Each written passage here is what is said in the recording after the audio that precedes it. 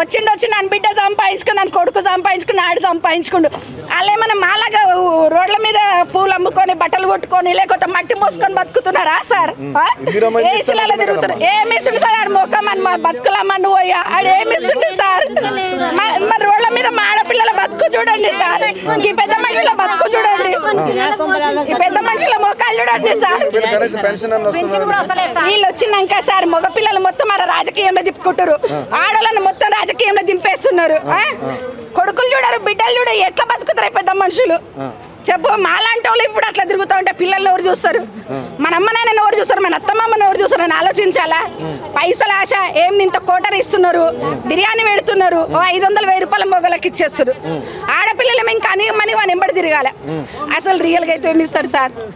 అసలు ఎవరికన్నా ఇచ్చిండా సార్? మా అంబర్పేటలో సార్ అంబర్పేటలో ఎంతమందికి వచ్చినాయి సార్ ఇల్లులు?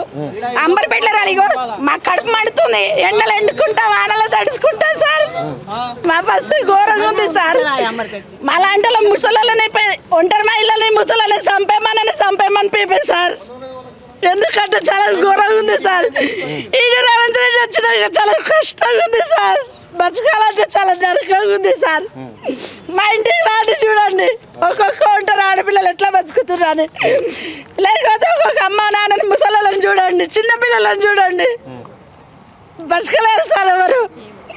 ఈ రాజకీయంలో ఉన్నోళ్ళే బతుకుతున్నారు సార్, జాబ్లలో ఉన్నోళ్ళే బతుకుతుంది సార్. నా కడుపు మండి నేను తిడుతున్నా సార్. 21 సంవత్సరం సార్ నేను తిరగట, 21 సంవత్సరం. నేను చచ్చిపోయినప్పుడు మా బాబాకి ఏందైనా చేయాలి, ఎంతగానో తిరగాలి సార్, ఎంతగానో తిరగాలి. అది వేస్ట్, రేవంత్ వేస్టే, కేసీఆర్ గడి వేస్టే. ఇంకా సచిన వయసు రాజశేఖర్ కొంచెం మా అమ్మ నాయన మంచి బతికిరుస్తారు వాళ్ళు. ఇప్పుడు వీళ్ళు వచ్చిన వాళ్ళు మంచి లేరు సార్, మంచి లేరు, ఏమి లేదు సార్, ఏమి రావట్లేవు సార్. అన్ని ఫ్రీ బస్సు వనికి కావాలి. ఆడవాళ్ళు పొద్దున్న దాకా పండ్లు వదిలేసి బస్సులలో తిరిగేటోళ్ళు ఉన్నారా? మాకు ఉండేతందుకు సార్, ఉండేతందుకు ఇంత నీడ, పిల్లలకి మంచి చదువు సార్, ఒక చదువు పిల్లలకి మంచి నీడ ఉంటే చాలు సార్. ఇగో సార్ కిరాయి కట్టినంతసేపు కిరాయిలలో ఉంటాం, ఈ కిరాయి కట్టాలనికి బతుకైపోయింది. ఎట్లా బతుకుతాం? మీ పెద్ద మనుషులు పింఛన్లు రాకపోతే ఎట్లా బతుకుతారు? వీళ్ళకి పింఛన్లు ఇస్తలేరు, రేషన్ కార్డులు ఇస్తలేరు, అరే తిరుగుతా అన్నారు. ఈ అమ్మలు గంత బట్లాడుతుంటే గిన్నెను అట్టుకనే పోరా పోపా అంటాడు.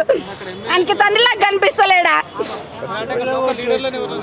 ఏం లీడర్లు సార్? నా పార్టీలో తిరుగుదావే, నా ఎంబడి తిరుగుదా? అది ఏమంటారు సార్? ఇప్పుడు ఒక మొగడు ఉన్నాడు అనుకో, మొగనికి మందు డబ్బులు ఇస్తారు, అదొక ఆడపిల్ల అనిగమనికి లేదనుకో, దాన్ని ఏమంటారు? బదలాం చేస్తారు, అది రౌడీరా గుండదురా అంటారు సార్. మస్తు సార్లు ఇచ్చిన సార్, నా దగ్గర ఇన్ని ప్రూఫ్స్ ఉన్నాయి సార్. నాకేమన్నా కానీ నా వంతు నా వల్ల ఒక 10 మంది కన్నా మంచిగా అయినా చాలు అనుకుంటా సార్. సార్ చాలా మీరేమన్నా సాయం చేస్తే సార్ ఇచ్చా చెప్తున్నాను, అలాగే ఆడపిల్లలకు సార్.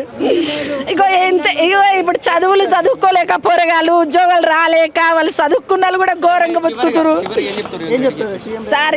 ఏ ప్రభుత్వం వచ్చినా సరే ఉండనికి ఒక ఇల్లు, వాళ్ళకి ఒక రేషన్ కార్డు, పింఛను ఇవి ఇవ్వాలి సార్. పోరగాళ్ళకి చదువులకు మంచి చదువు ఉంటే చాలు సార్, అంతే.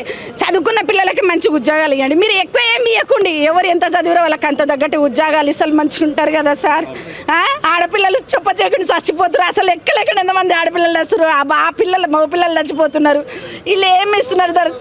దర్జాగా ఏసీలో కూర్చొని తిరుగుతారు సార్. మా గరీబోళ్ళ ఇళ్ళలో చూడండి సార్, ఇంటింటికి నరకం ఉంది, ఇంటింటికి నరకం ఉంది సార్.